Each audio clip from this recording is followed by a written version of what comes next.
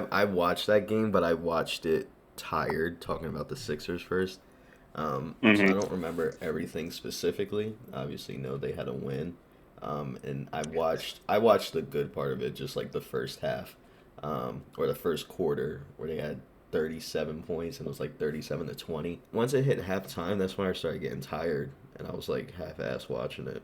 Paul George got 11 points coming back. Um, Still has yet to really show anything coming off of injury. No, he had that one good game that we went to, and other than that, he has been very underwhelming. Yeah.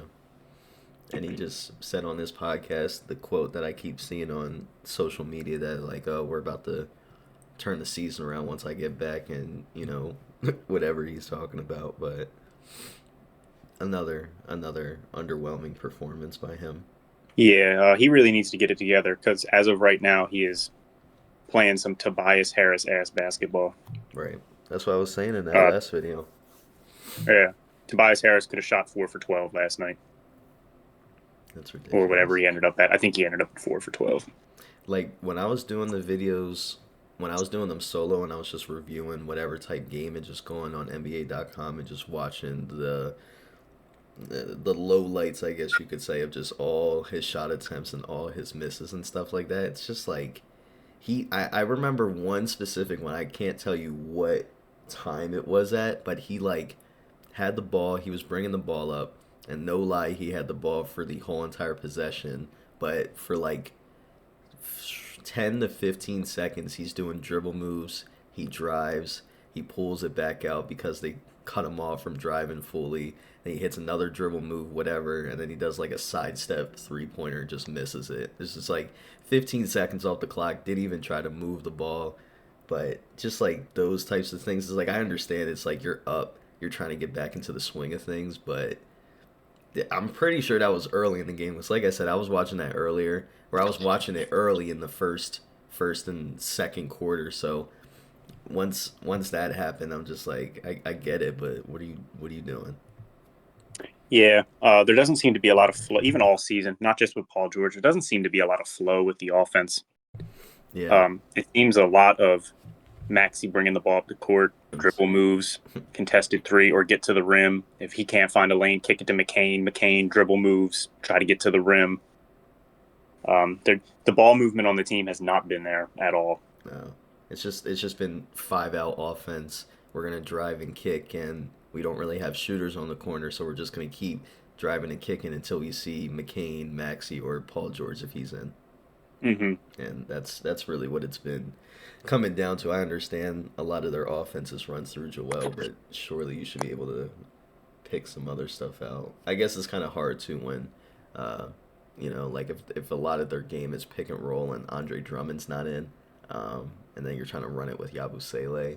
Yabu Sele is has been performing in that area, but it's Yabu Sele is a lot different from running off a Joel Embiid pick and roll. So Yeah, Joel Embiid, there's a threat of the guy setting the pick to create some offense too. Unless Yabusele is getting completely left alone on like a pick and pop at the three, he's not rolling to the rim and getting a tough bucket. That's not his game. right, right, and he has been performing in that area of when he does do pick and rolls, like he'll be open on that wing just because they don't want to pick him up for whatever reason. But in these last few games, he's been hitting like at least 2 or 3 3-pointers a game, and like that Yeah, might he's be been his all big. points, but still, No, he's been a big surprise for me. I didn't expect him to have this much impact on the team. I was expecting him to be a towards the end of the bench, one of those guys Nick Nurse likes to play one game and then doesn't play the next game and then gets 25 minutes and then gets 5 minutes. right?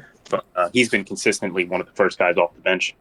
Yeah, And some of that's to do with Embiid's injury, but now with Drummond being hurt too, even if Embiid does come back, he's still going to have a ton of minutes. yeah. That's what I was gonna point out. Just because Drummond got hurt early in the first quarter last night, depending on obviously how long that is gonna put him out for, but he should be in the rotation like consistently. I would assume it's your Ricky Councils and KJ Martin and Reggie Jackson, those types of guys that are gonna be like every once in a while you see, but just big contributions from both of them as well. KJ Martin and Ricky Council. I think they both had like 17 and 19 points. So finally a game where you can see some production from them because they're usually like 5, maybe 6, 7 points a game type of players. Mm-hmm. So No, yeah. getting up in the teens, close to the 20s, definitely put us over.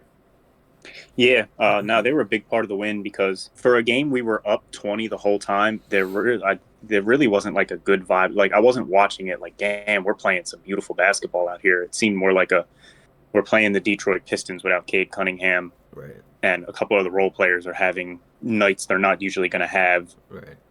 But there was nothing about that game that was just like, oh man, look, this offense looks smooth, and like Maxey had a big second half, but I don't know. It was not it wasn't a Paul George, we're about to turn this season around, right, type of win where I was just like, oh, here's the team. But again, it's hard to see that when we still have yet to see Maxey, George, and Embiid.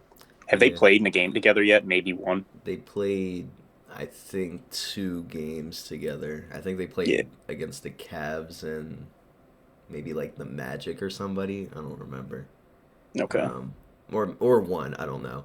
But yeah, it's. I think what really put them over was I think they had 6 3-pointers in the beginning of the first quarter, which put them up so big, and then they just rode off that confidence for the rest of the game. Obviously without Cade Cunningham, but that confidence, like I think Kelly Oubre hit like 2 or 3 3-pointers in the first quarter. So just like coming out the gate and doing that and giving them that bit of confidence was big. But also, yes, they were playing the Detroit Pistons. I'm sure if they did that against like the Bucks or the Cavs and they had that good of a first quarter, it would have slowly fallen off like it usually does. But yeah, I don't know. Got some big games from role players. I like Ricky Council when he's out there as just a scoring spark. You know, he doesn't do a ton defensively, and he's not really a sit in the corner and shoot threes kind of guy. But if you need a spark, you need a guy to come in and get you a bucket when you're struggling. Council seems to do a good job of. He scores in bunches. mm-hmm. You know, he'll get 5 or 6 points or 5, 6, 7 points really quickly. Yeah.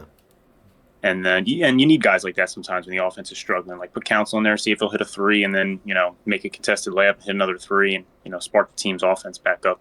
Yeah, I definitely like Ricky Council more than KJ Martin coming onto the floor, just because of the ability to shoot 3-pointers. Like KJ Martin is going to sit in the corner every single time, and if he gets the ball in the corner, best believe he's never going to shoot that shot, regardless of how open he is. You get a Ricky Council out there, he might fire it up, but he's probably going to drive. But I just like you're just like putting yourself in the box and like I'm not going to contest you. And I've seen that a lot on the opposite side of the defense for the Sixers. It's just like we're closing out on guys that are not going to shoot 3-pointers. But because of how the NBA is right now, and to just listen to a lot of like what's his name, Gilbert Arenas podcast, the amount of 3-pointers that the NBA is shooting, I understand Nick Nurse, if that's his call of like we're contesting every single shot on every single person, I can understand why he would say that. But it's like, what game did I just go to? I went to the Clippers game, and Derrick Jones Jr. sitting in the corner, and KJ Martin is sprinting as fast as he can to the corner trying to contest him and jumps on his pump fake, and Derrick Jones Jr. just pump fakes, goes by, and then gets a layup. But it's like, why are we that stressed to go out on Derrick Jones Jr. to shoot a 3-pointer that 99 out of 100 times he's going to miss? Yeah, right. I'm letting him throw that thing up. Yeah, so I don't know. It's definitely a coaching thing because people in their right mind read the scouting report on who can shoot, and just playing with these guys, who can shoot and who can't. So yeah, you got to be more prepared than that, because even reverse, if Derek White Jr. went screaming out to the line for a KJ Martin 3 and jumped, you'd be like, what are you doing? Exactly. Yeah. Like, and people are doing that, and he's not shooting them, but it's just like it's the possibility of somebody going to fire something up because you think he's not going to, but right, because like you said, every team's taking 100 threes a game. Yeah, it's ridiculous. I was literally just listening to something right after the gym. I think the Warriors are averaging, and I might be wrong with the number, but I think it's like the number that's in my head is 45 3-pointers or 52 3-pointers that they put up last night, and they scored like 110 points or something like that. Hmm. But I don't know. That's just ridiculous. But got got a hopefully a good game against the Hornets coming up. Playing a LaMelo-less Hornets. See how that plays out, and if Paul George is gonna have a good game or not. He should, but who knows? Yeah.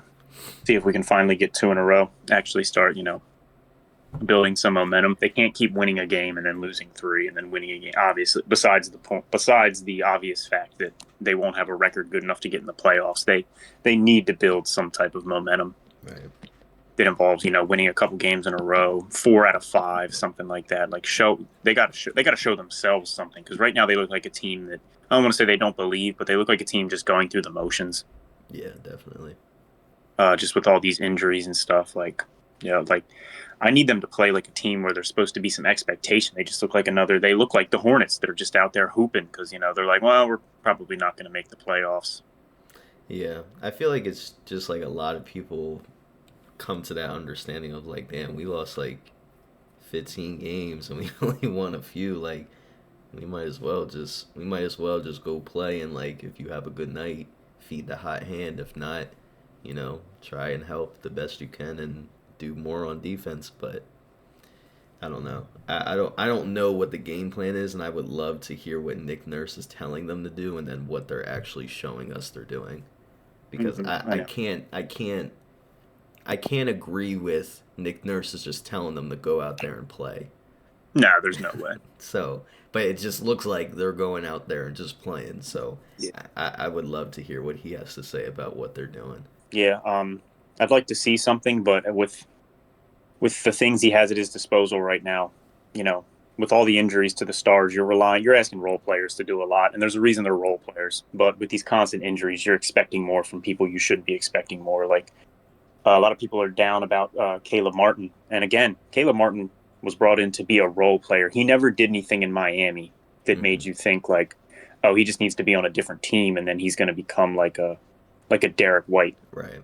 Like, yeah, Caleb Martin is what he is, and if everybody's healthy and he's just playing his role that he was brought here to do, it looks a lot better. But right now, just expecting a lot out of guys you shouldn't be expecting a lot out of. Right. It's really we're just waiting around at this point. We're just waiting for Joel to come back. And we're waiting for Paul George to have like a 30-point game to boost his confidence. Mm-hmm. But well, it's always nice to see a win. But we'll keep reality in our head with these next games that come up. I wouldn't be surprised if we lose to the Hornets without LaMelo Ball. Is what I'm saying. But No, no, I'm not surprised. We can lose to anybody. yeah. Well, I mean, realistically, actually, now that if you think about it, when they played the Hornets the first time is when LaMelo hit that crazy shot in the corner to go to OT, and it was a close game. So Mm-hmm. maybe without LaMelo Ball and Tyrese Maxey and Paul George, it could be a win. But I'm just saying I wouldn't be surprised if we did lose and Brandon Miller just had like a really good game. Yeah. Now I'll take it a step further. With all the things you said, we should win, Hmm. which is why it'll probably be a game where we're down 3 with 4 minutes to go. Right, right, right. So that's our Sixers, baby. Well,